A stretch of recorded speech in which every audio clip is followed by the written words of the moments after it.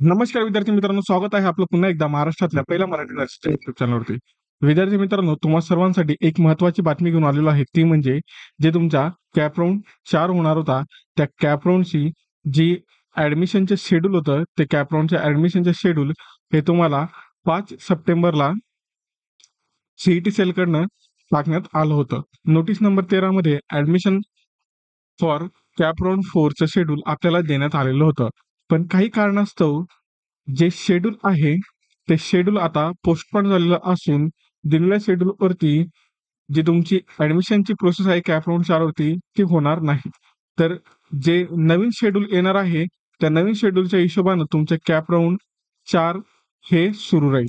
The revised schedule will be declared in due course.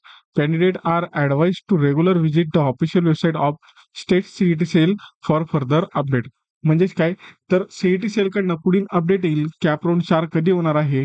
तर त्या update नंतर आपल्याला कळेल की कॅप राऊंड 4 ची एक्झॅक्ट डेट काय आहे.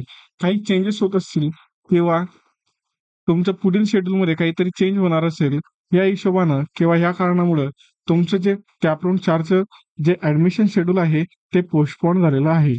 येणाऱ्या काळामध्ये कुठले बदल झालेले आहेत हे आपल्याला लवकरच सीईटी सेलच्या वेबसाईटला बघायला मिळेल. तोपर्यंत आपण फक्त काय करू शकतो, वेट करू शकतो की कॅप राऊंड 4 कधी येणार आहे.